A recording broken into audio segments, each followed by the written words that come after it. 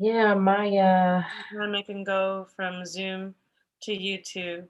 okay. So that's two birds, one stone over here. And then on here, I'll just get back on. Should I just get back on Clubhouse? Because it's feedbacking. I'm back on. Yeah, it gives that echo right away. There we go.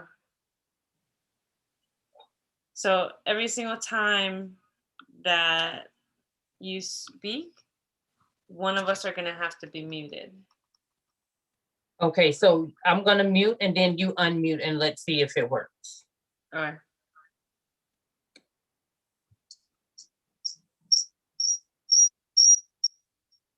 Yes. Yes. Wow, that's amazing. But the good thing is because my iPad is in such close vicinity of the phone, it picks up when you talk. So even though I'm on Clubhouse, like it'll show Lena, like it'll show you, it'll just show you're muted. So but it'll still show, it just looks like I'm talking and we can just say, you know, hey, this is Lena, you can say that or something. Yeah. You know, before you talk, or maybe I can say, okay, Neicy's done talking or whatever. Alrighty. You know, I love working through these kinks because we don't really, all this stuff is so new. It is, and go figure, like it's been out for a while, but just even getting to the point of navigating it. Yeah. And allowing it to be in our lives the way that it needs to be, not just, you know, bull crapping it and just going live, hey, we're having fun, but for those conversations, of course, that need to have just all across the board. Everybody's doing some talk show, something, you know, and doing collaborations on something through digital media and all these visual platforms. So it's pretty amazing, actually. I would agree.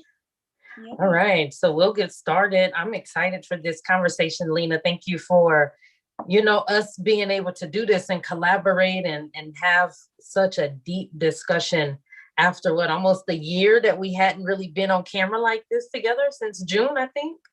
Yeah, it's been a while. You know, it has, you know, and I appreciate all the love and grace, as always, that you share and spread to all of us veterans. So in tonight, so I'm your HR bestie.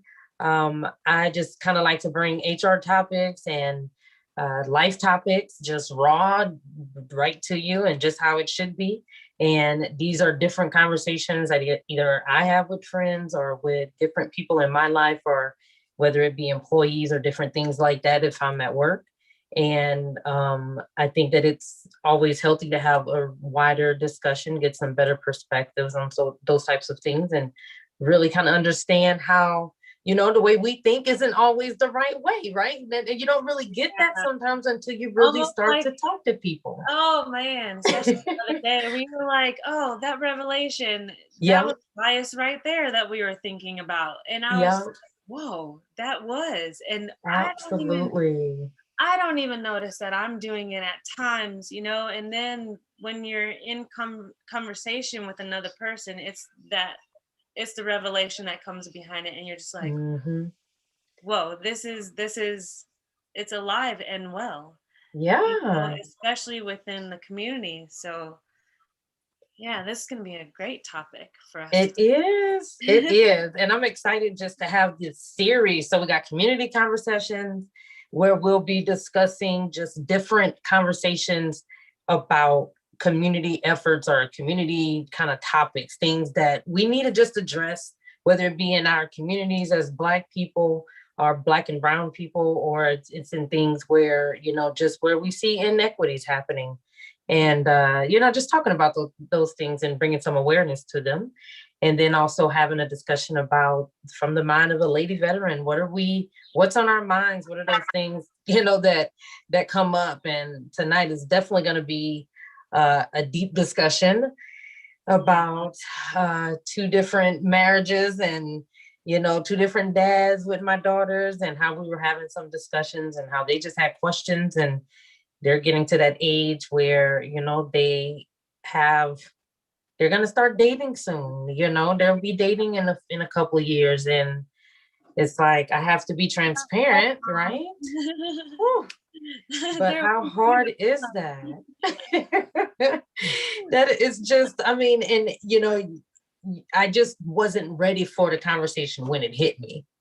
But thankfully, because I have kind of had these conversations with myself, like, okay, what will you say? How are you gonna teach them to learn from your life lessons and things like that? Because it's not like, don't learn from my mistakes. I don't think that's fair for us to put on somebody else, because it's like, those are your mistakes. So even if I do the same exact thing, to be so different, because then those are my mistakes. It's my juice that's on it. And it's a little bit different. It might be the same category of stuff, but still, I had to go through that experience. So it's I think we'll have a great conversation. Experience. Like, it's really a respectable experience, because I've realized that many veterans around me have been married now, and I still haven't gone down that path. I've gotten close, with the engagement, but then when you're divorced, and then on top of that, you have kids that are questioning just anything about it. I need to know, because I have a 2 and a 6-year-old, because they want daddy here, and I'm just like, daddy doesn't live here. He doesn't, and it's so hard to explain to that age. It is. They don't get it. It's like, how do you make these grown-up problems that really are childish problems when you really think about it? Because it really just boiled down to communication, really lack of communicating and being open and transparent and honest. I think is really the core of just pretty much any relationship failure. I think, there just wasn't adequate communication happening. And so it's like, and that's so easy that we tell our children, just talk out your problems, talk it out. It's okay to say how you feel. And then at what point as adults do we stop talking about it? I think with all adults, we get to the point of just, can I be blunt? Fuck it. And it's with adults, adult to adult. I think many adults that are even around me do not possess the time and space mentally to even go about their feelings or how they feel about certain things, because they're just thinking about that next thing. Okay, this happened. Let's just go. I'm not even going to deal with it. Let's just go. Whatever that is, in life, in career, in relationships, in anything, it's that halt. And we don't want to deal with the thoughts behind it. But mind you, those thoughts are always going to be in the back of your brain until you actually come out and deal with them. You say something about it, or questions such as like your teenagers asking that question, whatever question it was, and you were just hit with, whoa. Yep, absolutely. You're like, hold up, what? Please prepare me for what I have to expect, granted down the line, any of that happens, and honestly, I think I'm destined just to even be single. Like, I love the single mom life, living with my girls. We're bonding even more, and we don't have the outer distraction within our unit, and they can see mommy for mommy and daddy for daddy. Right. Not as that unit together. Oh, well, this is how they function, because a lot of people together, they are dysfunctional. So right. We're apart. It is what it is. It's the mom, mommy life, and then here's daddy. We have daddy. That's what it is. Can I have you introduce yourself for 2 seconds real quick, just because, like, and we're going to then keep this from the mind of a female veteran going, because I think that that was a great way to kind of start the conversation off, because when we start talking about colorism, it is going to get a little bit heavier. So it'd be nice to kind of, kind of maybe end on that one, maybe then go have a glass of wine and be done for the night. Look, I don't have any wine here, but look, you bring some over and we be like, look, girl, we got through the first we got this. I love you so much. Next on Thursday, then we'll have to get together and then be actually in the same space and do this conversation and meeting. It'll be fun. Yeah, I'd be willing to all day. Yeah. Okay, so you are Lena, Lady Lena. Yes, I am Lena. I go by Lady Lena. I am a radio show host and a radio producer for Talk Life Radio.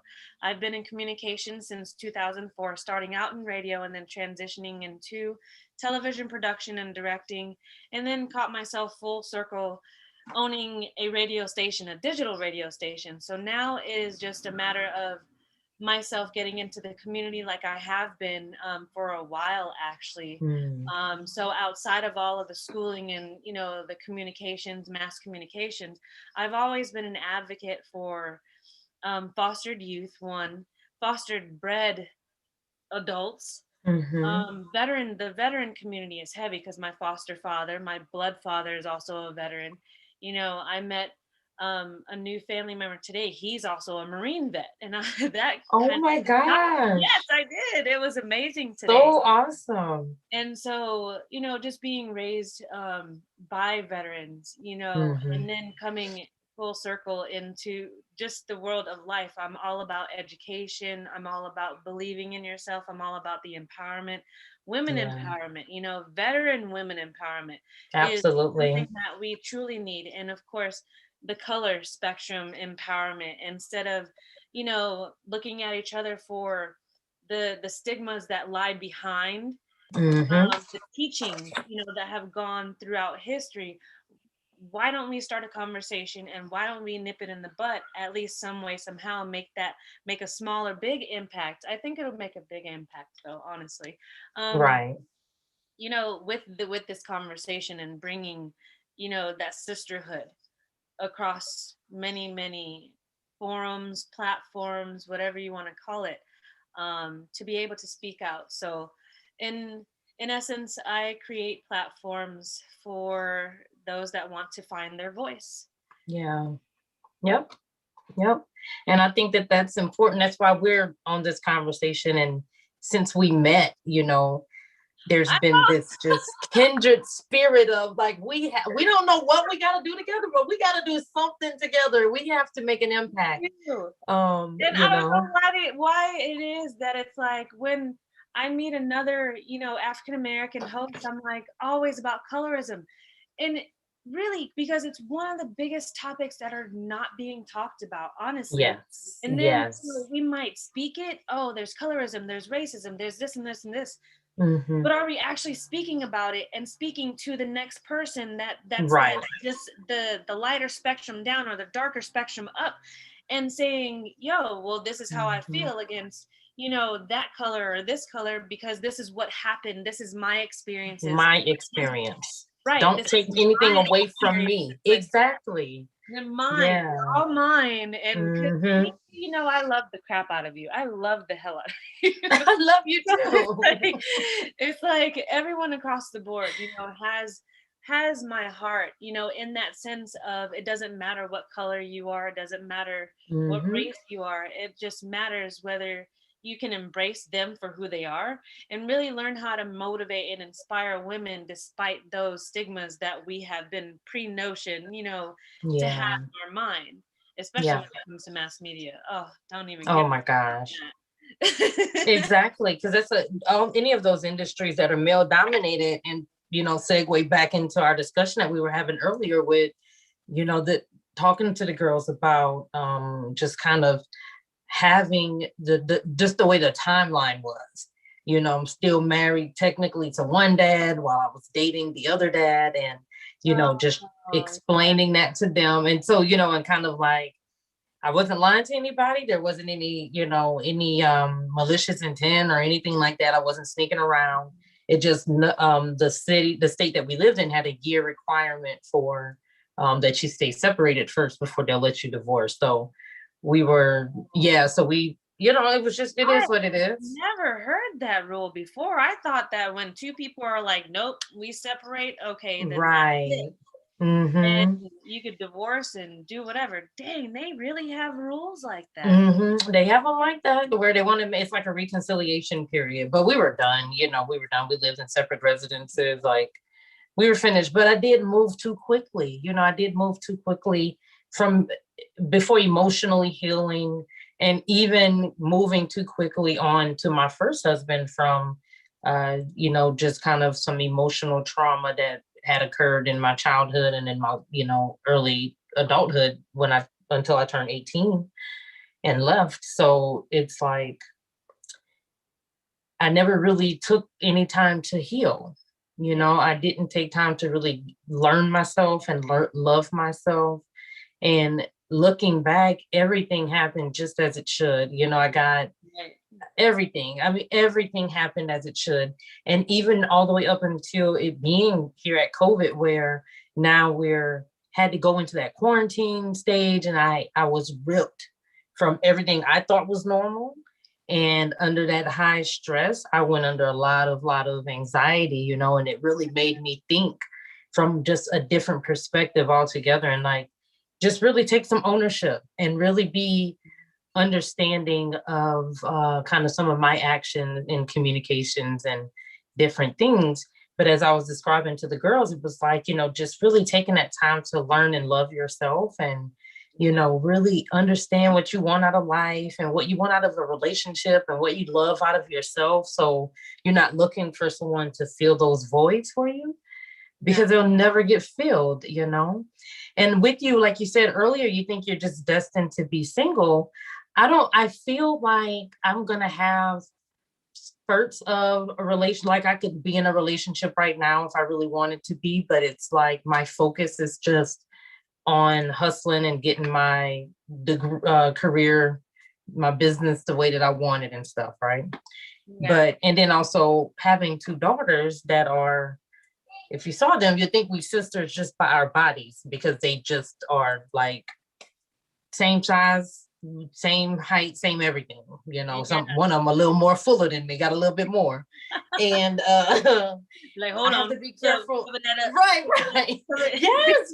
I'm like steady full. I'm like, oh my baby, oh my God, you're so beautiful. I remember when 13-year-olds started looking vivacious. Then I was 13, like, wondering when my chest was gonna develop in, and now days they're like, I ain't got nothing. Look at this, nothing. Look, look at that. I'm like, thankfully they got both of their dads, like, you know, just shape and body type and muscles and all that.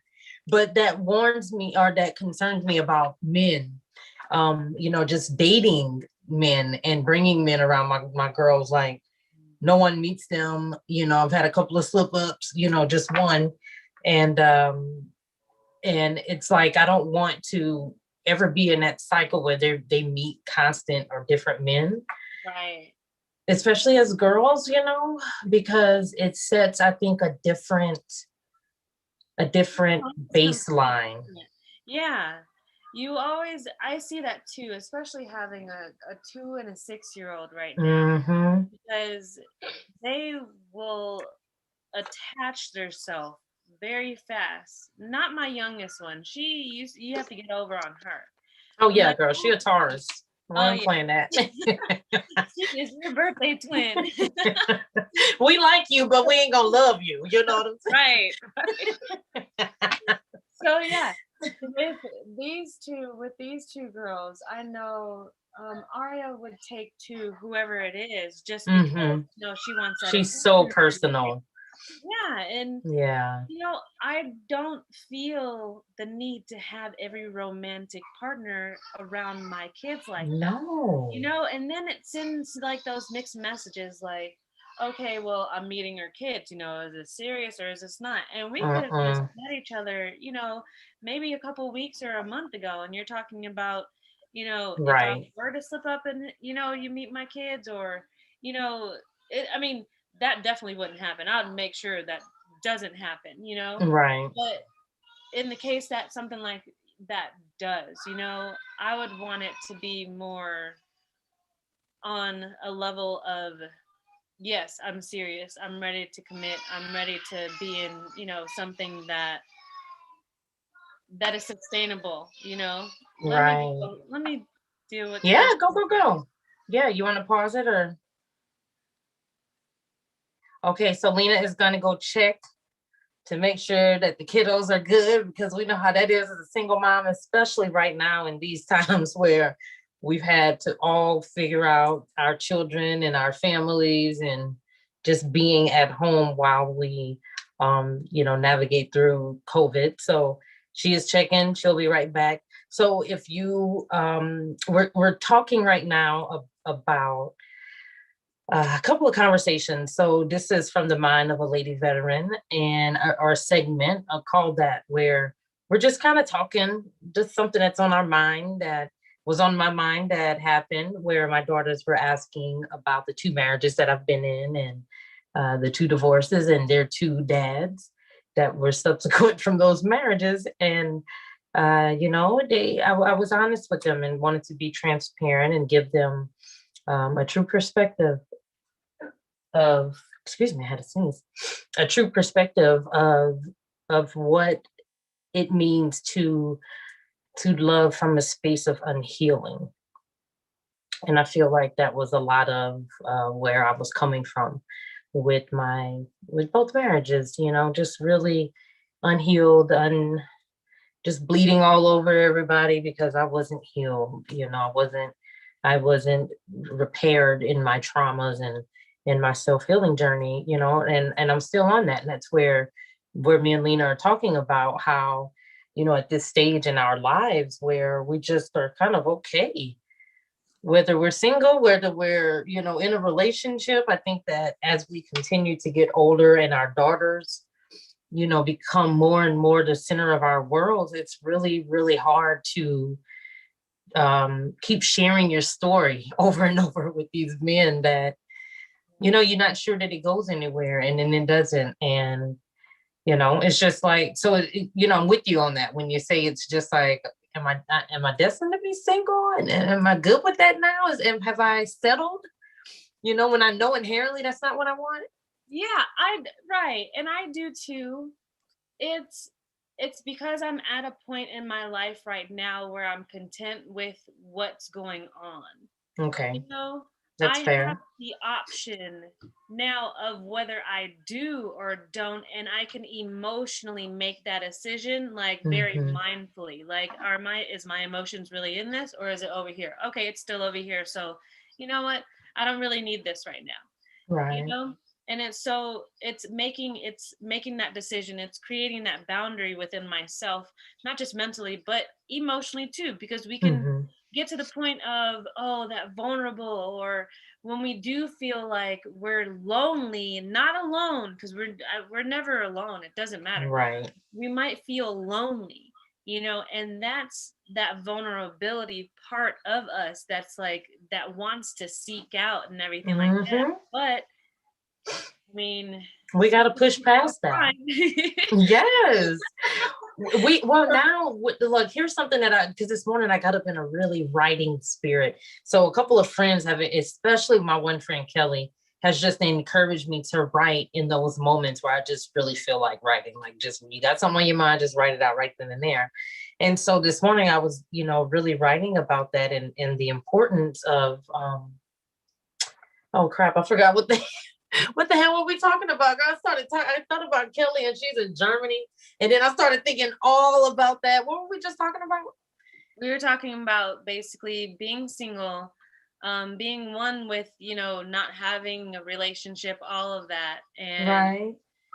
Having the There was something specifically that you said. Hold on, let me look at my notes, because something that you said that triggered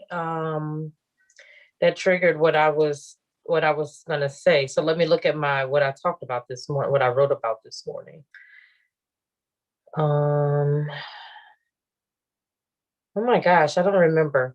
But, something that I had wrote on here was like, I'm on the final wave to the shore of true internal happiness. So that's how it starts off.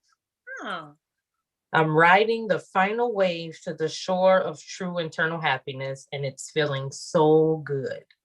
Yeah. So yeah, it really is, because it's like, that's a poetic kind too. But you know what, just having this conversation, because number one, being brave enough to just say, I had to have this conversation with my children.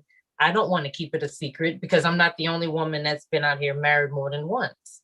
Right. And I know that if my daughters have the question, how can we start to kind of be on the same page for the most part with how we're teaching our girls to love themselves and to put themselves first, that way they build these networks of each other and have these just strong partnerships of other girls to rely on, because Right. that's one thing that I can tell you I definitely see is a lack, I guess is the right word, as I build my business and kind of really move to business. Everything is that women are far less more willing to support other women, it seems like. Um, Yeah. from, I think the older that we get, that comes along, yeah. because just like I said before, older women don't have the time to bullshit around. Mm-hmm. And myself, I'm drinking 40, I'm 38 now. And Yeah. so, me just picturing myself in my 40s being the way that I was in the beginning of my 30s or in And my 20s, girl, or like, your 20s? if you Yeah. haven't evolved mentally, at least Mm-hmm. from then, to be strong enough to set those certain boundaries within yourself, to say, no, I do come first. Yeah. And back in the day, that really wasn't it. It was the woman was providing, they were cooking, cleaning, they were laundry, all this stuff. Kids and kids and kids. Like, you'd have those women that were okay, with being the homebody and, being at home taking care while their man went out. But Right. evolution has taken hold, and women, we don't want to be held down by, just being in the house and doing this, Mm-hmm. and that's all we're good for, or something like that. Right. Right.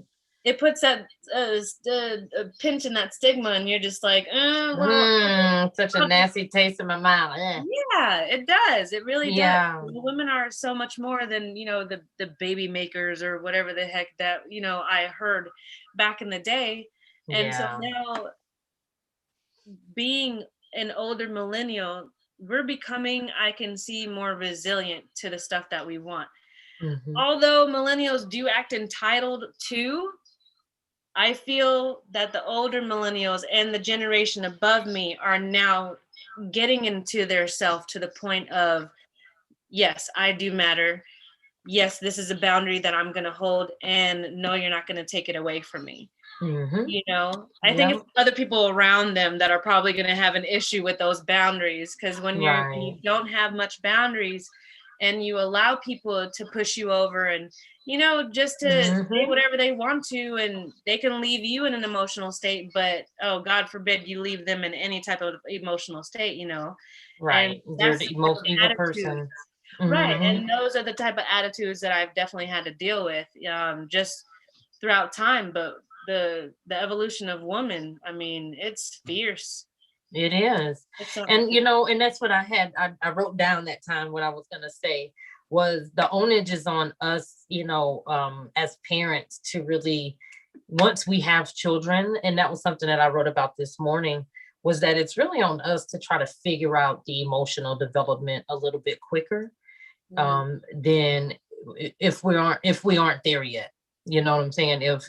If either life hasn't brought us there or for whatever reason, because it's like we owe it to our children to be the one to always extend that olive branch of communicating. And to me, you can only really do that when you have a high emotional intelligence, because then it's not about you. Because people with a low emotional intelligence would be like, I ain't kissing her ass. I'm not going to be calling her. I'm not going to be, I ain't, nope.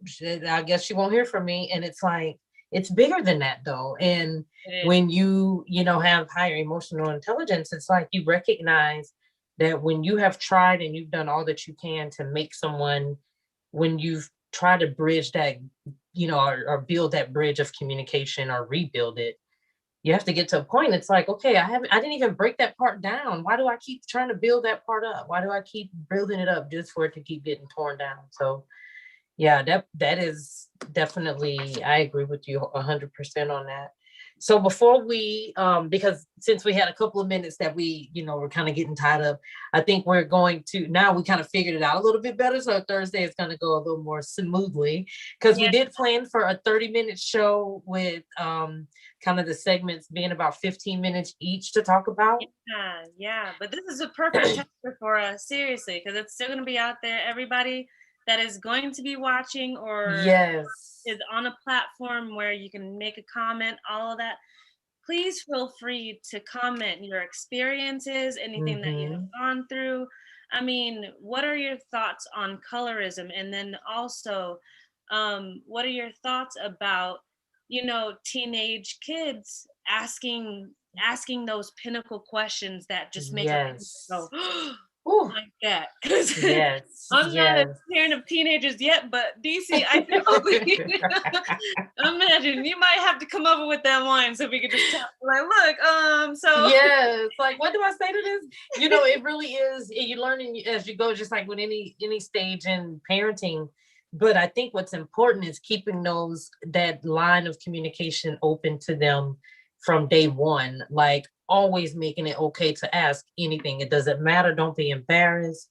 Like, I'm not the one that you should ever be embarrassed about for anything in your whole entire life. I've seen you at your absolute worst. So please trust me, okay? I've wiped your butt. I've wiped your whole butt. There's nothing that you can tell me. And I think that that's what made it so easy for us to start to have the conversation, because they asked it so out the blue. That's why I say I wasn't even prepared for it.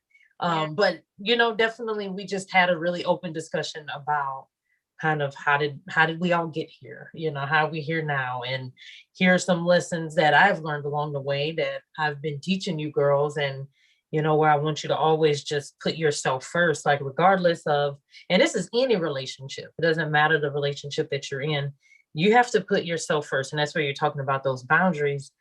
I like to call them expectations, same difference, but I have an HR background. So, it's got a little something else, but it's the same thing. It's setting those, like you said, that fence up of, these are my emotions, this is my energy, and these are the type of people and things and energies and words and videos, everything, all that stuff that comes into our minds and stuff. This is all I'm going to tolerate.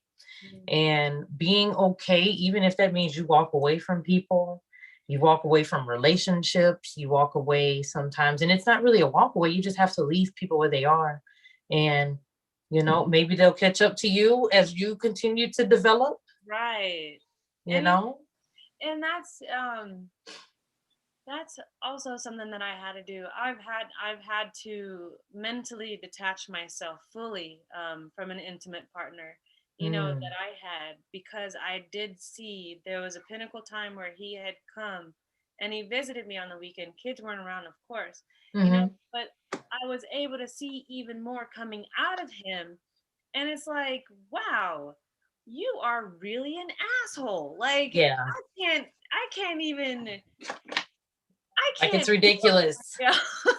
Very narcissistic, right? This is, and I can't even pinpoint on his part. Maybe he's just a natural ass. At least he apologizes, and at least he is aware of it once it's brought to him, But if you keep doing the same shit, it's like, damn, okay, how many times can you apologize? Well, yeah, that was just, I think he still has issues with the whole not wanting to settle down, really. Like, you make it seem as if you're ready, or you want one person, and that I am a one person woman. But then again, just like many other people, they play the field, and then in hopes to keep that one special one, right there. And then when that one special one gets fed up with your shit, what else am I supposed to do except detach myself? I will always have that compassion and the empathy toward people, and I'll speak to you, all that. But when I've detached myself, especially intimately, from you will have to prove to me that you're a sustainable person. Right. If you're not a Right. sustainable person, if you're not aware of your own shit, if you're just looking at somebody to just okay your behavior all the time, All the time. I'm not doing it. I'm not one for it, Yep.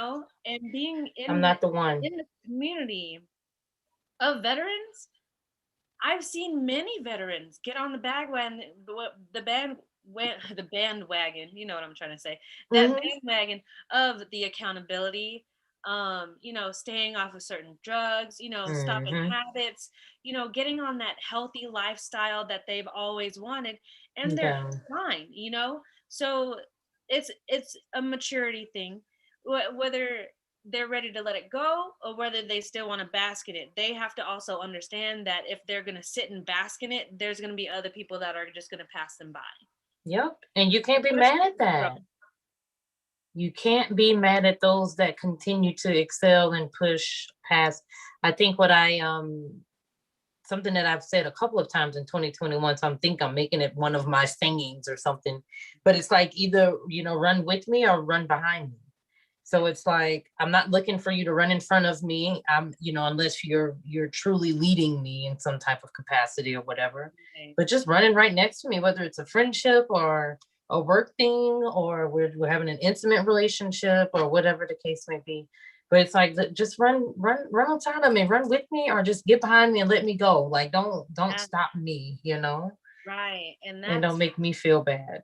I think that's also what a lot of people do, is that they see those that have that potential and Hmm. then they want to leech onto them. And it's like at the same, Yeah, right.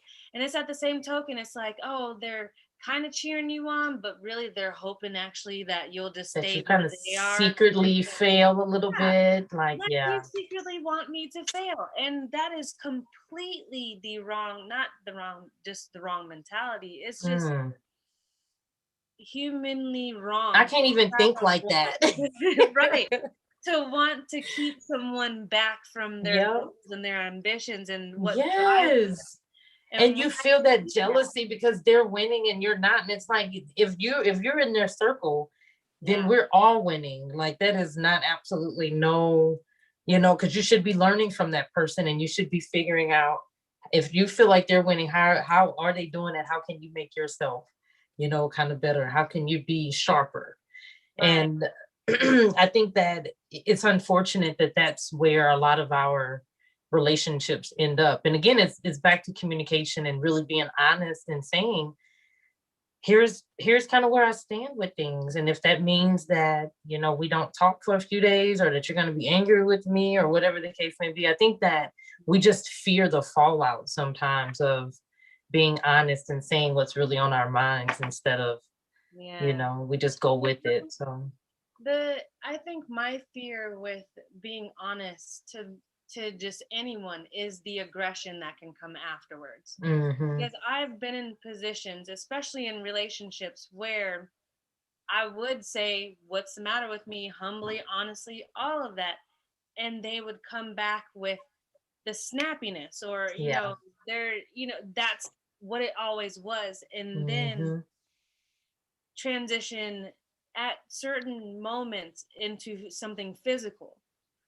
And Yeah. so that has always been a fear of mine, to express myself assertively to somebody and they still have that adverse reaction, Yep, like and have to deal I'm, with that. I'm about to hit them in the head with a bat or something. Like, no, like, Right. I'm just speaking words to you. So now my mental is, if I'm speaking these words to you, and this is going to be Mhm. my accountability for myself, being able to speak myself assertively to the point where, yes, I stand my ground no matter what kind of response or reaction, that they do give me, because I Right. deserve that at the least. You Mhm. know, it's unfair for me to be as nice or as humble as I am, to share my honesty with others with no ill intent, and then to get that type of feedback back is like, it's just completely unfair to me. Like, why can't you respect me how I respect you? Because I'm not yelling Right. at you about it.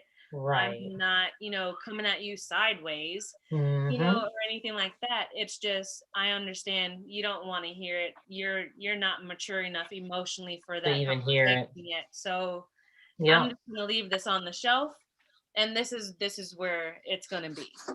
And you know, and that's a great point right there to say you already know what the reaction is going to be once you do it that one time. So we can't be afraid to have that initial conversation. Mm-hmm. And if that is the outcome, then you already know, like, this isn't going to work. You know, like, this isn't going to work because I can't coach you on how to get there. You know, not at the age that we are. I'm not trying to date anybody in their early 20s. That's the age that I would expect to have to kind of help somebody emotionally through their shit. Mm-hmm. At this point in life, like, dude, they got too many YouTube videos. They have all kinds of things that you can, you know, even at your professional stage. Yes, at professional stage, you should have gone through some HR training at this point in your life where, you know, you could take advantage of just understanding how to process your emotions. And we have to, you know, and I think that that's what I was talking to my daughters about, was that it's okay for you to say, I am not happy or satisfied with the way that this conversation or the way you're reacting or whatever, and stand your ground with it. Don't falter when they call with the roses, and when they don't falter, you know. Hi, babies. I closed the door. Now they're in between the door and they're like, hey. Okay, let's get to the questions on colorism real quick so that way we can have that conversation. So I really like that we had such a good conversation about that, and talking through kind of how do you have those vital conversations. How do you have those conversations, especially between two Black women that come from way different spectrums of spectrums of the world. You know what I mean, though. Yeah. You know, come from complete different opposite ends of the world. You know, we were raised completely differently. Yeah. And I mean, to start it off, first of all, the title, or the definition, shall I say, of colorism is prejudice or discrimination against individuals with a dark skin tone, typically among the people of the same ethnic or racial group. And this is what has always gotten on my nerves about my darker skin counterparts. It's because through life, now mind you, I'm from Hawaii.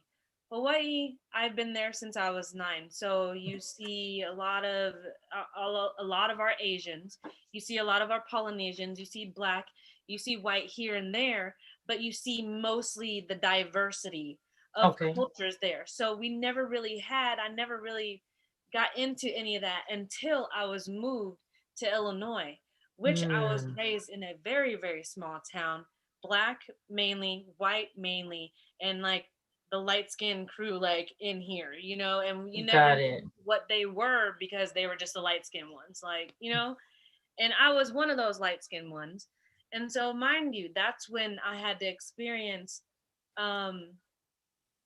through elementary, it was more so about my hair and how I spoke, because I still had a very heavy accent, pidgin, Hawaiian pidgin accent.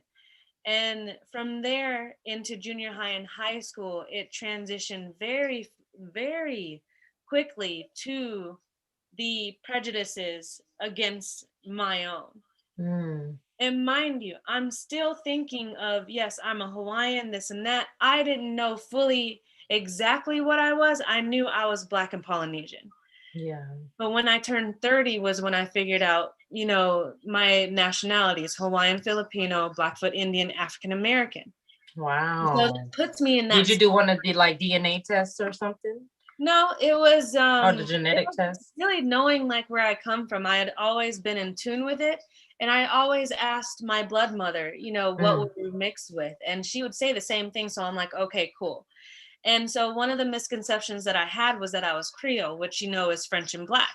Right. And so that would put me in, you know, kind of another different path with, you know, Blacks and everything than just the, you know, African American. Because for some reason, the more that you're mixed with stuff, you get put in different categories and all of that, you know. And so it was my experience in junior high that I had a fight with another African American woman, well, girl at that time, of course, because my hair. Mm. And what did she look like, or was she darker than you? she was a darker skinned girl. I want to say woman because I'm, but she was a darker skinned girl. She would hang around other darker girls, but there were light skinned girls too that was hanging out with them. And it kind of threw me off a little bit because this was the only one that they were saying, oh, well, she's talking mess about you and this and that, the instigation. Oh, yeah. So her friends were basically instigating the whole fight, all of that stuff. We ended up fighting, girl, because of my hair. My hair was permed. Wow.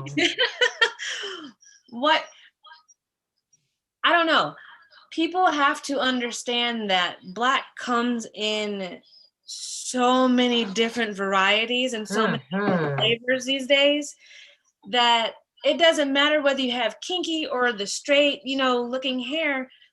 We are still African American women. Absolutely. Absolutely.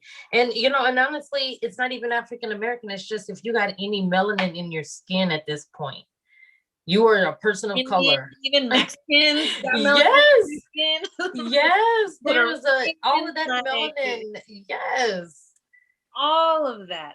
Every one of them. Yes. There's even Italians that have black skin. Yeah, exactly. And so I think that that's where, especially though, as Black people and just people of color, when we talk about the spectrum, of our Black skin, it's like, how do we band together and be more united in the way that we see each other just from the onset? Especially when our daughters are starting to recognize it and have these discussions amongst themselves and bringing it up casually. And I was listening in on Clubhouse in another room the other day, and a lady was talking about colorism and how frustrating it was for her daughter, who was 11, who had an incident at school. Same thing, something similar. Her daughter's dark skin, but she has really curly hair and pretty hair, and she's just a pretty girl. Yeah. And I didn't come in on the first part of the conversation, but it sounded like the little girl had gotten, like, if you were lighter, you'd be prettier or something like that type thing. And another little Black girl had said it. And, and it takes me back to that Lil Wayne line when he said, something about she's pretty and if she was red, imagine how pretty she'll be or something like that, And I know I'm so horrible with like the lyrics, but it's something along those lines, I mean, just the fact that there's other, Black artists even saying stuff like that, it still continues that whole stigma behind colorism in general. It does. So until all of this is across the board in music, in commercials, I mean, commercials, okay, they're doing okay, with the interracial type thing, but I don't think really they've touched on the colorism of everything, And what I was thinking? We probably should have this titled Colorism in Society as opposed to Black Families, because I think that even though in Black families, like part 2 can maybe be in society, where we talk about at different levels of where this is showing up. Because one of my first questions, or one of the first things I wanted to ask was like, what was that age that you had recalled it? Because when I was thinking about, like, when did I recall that feeling that, man, if I was a different color, I might have a different experience right there. Like, I used to think that too, even when it came to in family, because my sister is darker. Definitely in family. Yeah. My blood sister is darker than me, and my foster mother is also darker than me as well. So I feel like she took to my older sister more than she took to me, because it was like that colorism type thing. I was the small, light skinned, cute tomboy, that was always getting picked on no matter what, her body, all of that, I had my body image picked apart when I was younger in front of them, and it's like, I felt like in a way they were trying to be like the superior being kind of want to knock you down a notch almost. right. And it's like I feel as if they know how I was gonna look when I got older, all of that stuff. So Mm-hmm. it's like, oh, let's start on her now. Let's start chiseling away at her soul or something. But I mean, hey, I And can't isn't that sad when it's your family that does that? Like for me, the earliest feeling that I remember feeling that like, damn, if I was lighter, then I think I would have a fun, more better experience when I'm with this part of my family. And when you talked about earlier, like the Creole, that's prevalent in my family. I'm from Louisiana. So, and it was just always this clear indication that it was the lighter skinned cousins just got treated differently. Yeah. They got treated differently. And I just remember it from an early age. I remember, just kind of just always feeling like left out a little bit or not, feeling like, the ugly duckling because I was darker and, had a Jerry curl, all the things that would make you ugly. Like I had them all, gap tooth, everything, glasses. And but when you said, but in all of that, apparently I had a light, that others could see that leadership and those qualities in me. And I feel like you had said that people in my life who should have been building me up and should have been sticking by me and helping me through things were the ones that either were talking about me behind my back or not being there for me or trying to push me down or shoot me down any way that they could. And it's like through it all, I'm still standing and I'm still pushing through, Yeah. And we're happy within our skin now. Like I'm much more confident in my skin now than I have ever been being in or around my family or even in a relationship. Absolutely. Me too. And, I think it really goes back to not being afraid of just being who I am. I mean, even having this conversation, there was still that, like today, I didn't have it at all, didn't have it really yesterday, but just that little where you're like, oh, you don't want to be bringing up and talking about your family in public and this and that. And it's like, today. Yeah. I thought about that earlier today, but look, I'm not. Hey, it is what it is. Or anything like that. No, it's just family. This is exactly what it is. Happened. Yeah, it is what it is. And if you are, and it's like, hey, somebody is the villain in everybody's story at some point. So, you got to just take that. Either you listen and hear their experience and try to be like, damn, I know I was that effed up. Let me try to make amends and, and do it differently moving forward. Or you can stay in your feelings about it. And, that's not going to stop me from having the conversation. And for my daughters, it's important that we are okay having these conversations so that way they're okay having them when someone is saying something about them, which I want to ask is the next question that I had was, and this is for both of us, this is just kind of to keep the but what terms associated with color did you hear that classify your skin tone in your family hierarchy? Like, what were some of the terms you remember hearing growing up? Light skin, red bone, not redneck. I was already in a country town, so redneck is just a country term. Right. For the Caucasian folks. Yeah, it wasn't our term. Those are pretty the two, light skin and red bone. Yeah. Oh, girl, for me. Light skin, red bone. Oh, look at that red bone. Like, and I'm not red. Yeah, right. What does that even mean? Like, oh, that high yellow, I'd be called right. Oh yeah, high yellow. Oh my gosh, yellow. I'm not yellow. High yellow. Girl, I've heard like, black ass, get your, y'all black motherfuckers, get on my nerves, that kind of stuff. Hearing Negra. Yeah. I've heard that, in my family that were being used as a child, and you're just kind of like, how do you process this, And like house Negro or house whatever, those types of things where it's just so not trauma. Well, it is traumatizing, but destructive. That was the word I was looking for. They're just so destructive. And when I think about the relationships and the conversations, and I keep comparing them because that's my only comparison, is when I talk about the girls and how I try to do it different for them. It's like those aren't terms that children need to hear in order to make them better, worse, nothing. Like, it doesn't help them at all for a child to hear that type of stuff.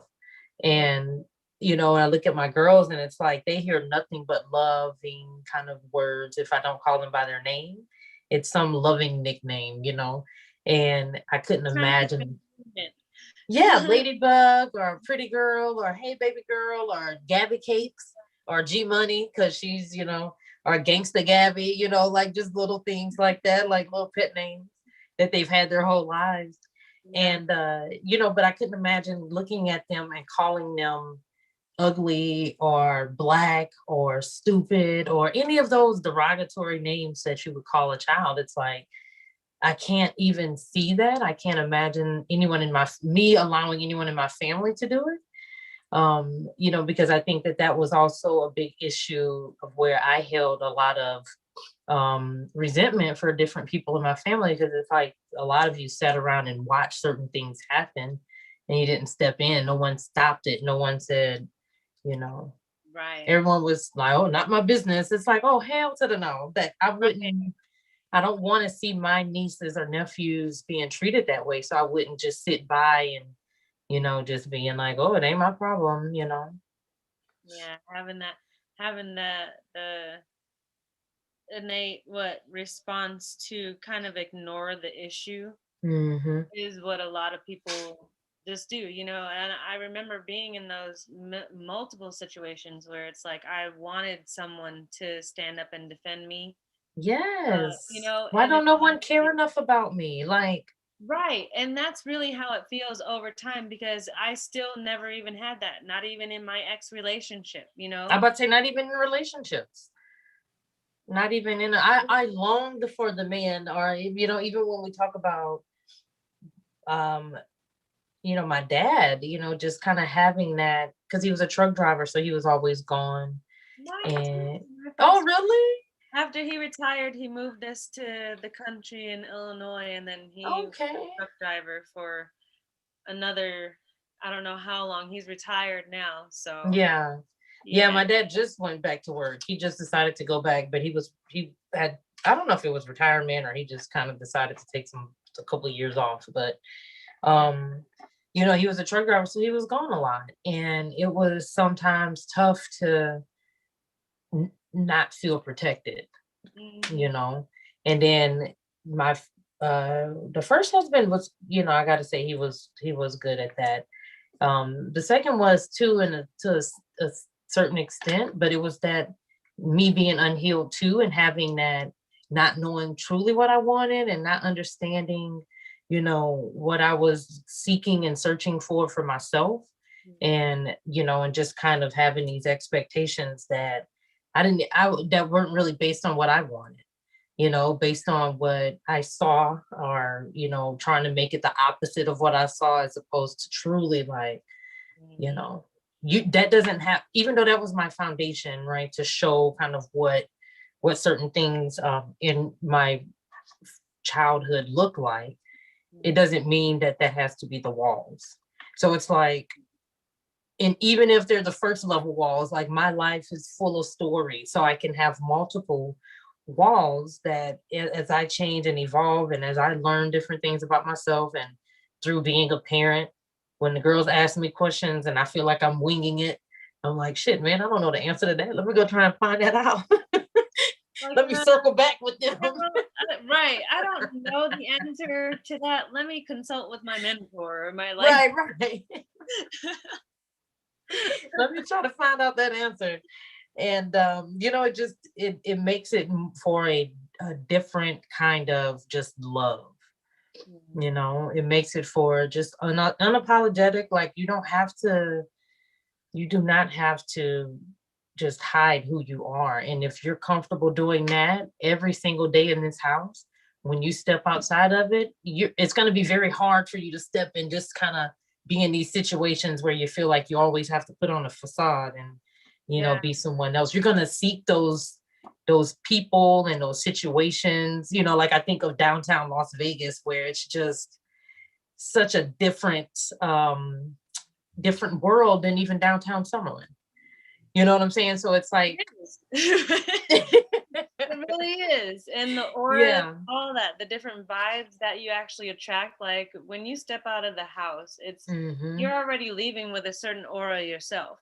yeah. And so that is just shifting that universe. And then next thing you know, you're at a location and you're around people like you. Oh, you might very well, or you're gonna, be around people that feel as if, they have to prove their self all the doggone Yeah. time. And I've been around both. Me too. Going more so toward the mature crowd that we know what we want, we know where we stand, we know what we bring to any table or anything like that. It's now us being focused on us, right, and what we want. Right. And it's not a selfish thing. And that's what I've had to say that in one of my health and wellness shows I did a while ago, when I had to realize through therapy at the Long Beach VA, being selfish is not a bad thing. No. Especially when it comes to your mental health, your physical health, your emotional health, occupational, all of that. All of that foundational. I'm gonna write it down so I can put it on the camera. And really this is so true. Selfish is selfless. It is. Because it takes courage. Like, I'm gonna put that so people can see, like, oh, and over here too. Selfish is selfless, because it takes courage to tell someone, when you are that giver, or that person that, is constantly being in a space that you're giving and providing for people. It's hard sometimes to tell people no. Yeah. You don't want to let them down. Like, oh man, I got this. And you have to deal with, whatever vibes that they give you. Like, but it's like, now, forget all that. Can't anymore. Like, you can't give me bad vibes. Right. And especially in relationships, like, if I'm telling you, a certain thing that's going on, and, you're all in your feelings about it, what am I supposed to do? What am I supposed to do? You have to maintain your emotions in a mature manner. Because I agree. How evolution is that's how evolution works. If you're not mature, every decade that you live on this earth, then you're slipping in the game of life, and I'm gonna need you to go do an emotional check right now. And I'm not gonna be the one to say that I'll be here when you get back. Right. And that's okay with me. I had been living for such a long time trying to find this acceptance, I jumped from one marriage to another marriage, went 2 long-term relationships. By the age of 35, honey, I was all the way 2-time divorced, and all of the whole time really looking for something that was truly right within myself, of just that genuine self-acceptance. Like, yes, you have shame that comes with your trauma. You have fear, you have things that will hold you back if you allow it. Yeah. And shame are like 2 on the top of the list, and I told myself throughout life, I always hated being guilted for being just who I am. Oh, you're too sensitive. Oh, you cry too much. And ... No, forget that. Now, to me, it's a sign of resilience. It's a sign of I'm emotionally detoxing this bullshit that I just encountered, and this is how I deal with it. But granted, once these tears stop, it's like I'm done. There's a clear refocus about what just happened, and it's like you just shed all of it. All of it gets shut down. My iPad is gonna die soon, so I want to wrap up real quick. Okay. But I think that this conversation, I can't wait for part 2. I really can't.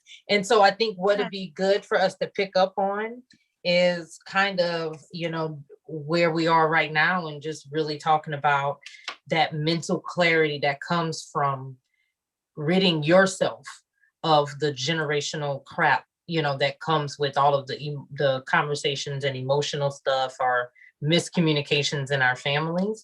And then really taking the colorism conversation towards one of a society level, or at society. So when we talk about schools, when we look at work, when we are in the post office, or I know for me, being a dark-skinned person, and this is a conversation I've had to have with my daughter because she's felt it too and has said something, is that you kind of always feel criminal, in some places when you're dark skinned, because it's like it's like, what are they gonna do? And it's like, you gotta constantly like look over. Yeah. And that's Absolutely. and I have the deepest compassion, for, the darker skinned counterparts, because I've never had to like live that. But one thing that I did have to live was that stigma of, being the light skinned, pretty, money hungry, she's all about, being a vixen and all that other stuff. Like, it was really nasty, Yeah. You want to be just looked at, and especially me being in the industry too. It sucks having someone look at you and right off the bat their face tells you everything, and you're like, everything, and well, thank you. Oh, it's not even that. But you know what? Now that's where we stand up in that strength and say, deuces, I'm gonna trust this discernment that I've been given, this gift. I'm gonna trust my intuition. I'm gonna trust the energy that I know I want to be in. And that has been, for me, where I have my peace. Because it's like, when you still feel that and you kind of get them looks and you still proceed, not saying you walk right out, but it's like, already I'm like, mentally, I'm not going to sit here and allow myself to get wrapped up in this, because this person has already judged me from the onset. When I start talking, of course, you're going to be like, oh, but whatever. Now I'm going to decide if I want to work with you or not.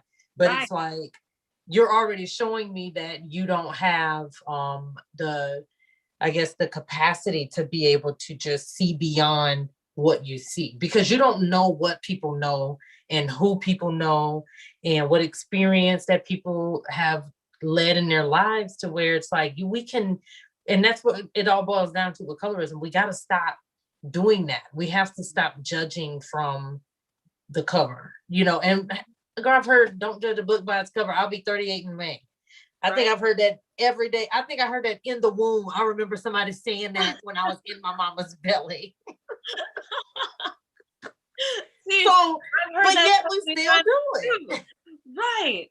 And people, and it still happens. And we just need to get to an understanding, at least.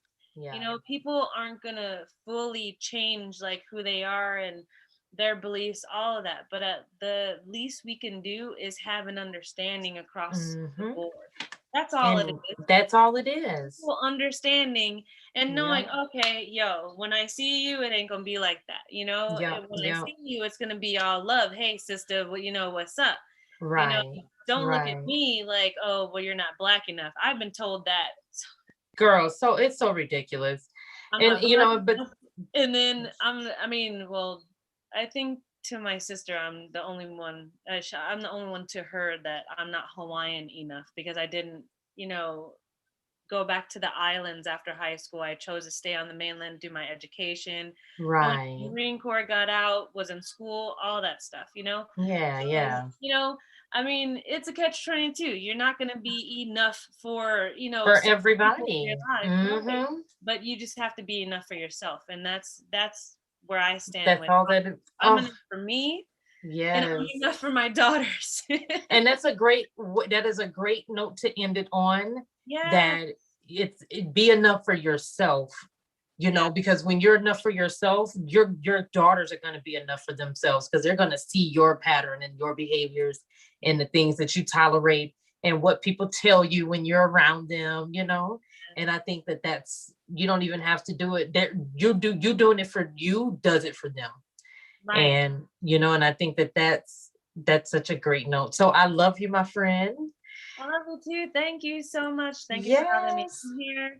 The collaboration alone is going to be amazing. It just grows from here. Oh, absolutely. With the backgrounds, all that stuff, I'm sure we're going to end up being like on a Wendy Williams set, conversations like, hey, but this is truly where everything starts. And Yeah. so I thank you very much. I love We you. took action. We Yes, took we did. action. You know what I'm saying? And what's great about this, and once we, really get all this fine tuned and stuff, it just shows, just take imperfect action. You don't have to make everything 100%. Just move. And I think us moving and getting the momentum, we're just, like you said, we'll build it, and We'll it'll leave, be more and we'll more. get the following and everything behind it, you know? Yeah. Okay. I just don't want it to die. It's on 2%. So Okay, thank I'm you. going to do another couple of flyers, and then I'll send those to you in preparation for Thursday. Yay. All right. Well, thank you Okay. so much. All of you out there in Zoom and YouTube world, aloha. This is Yes. great. Neicy Walker, your HR bestie, and Lady Lena, one lady, one Lena on Instagram. Check y'all later. Bye. Bye.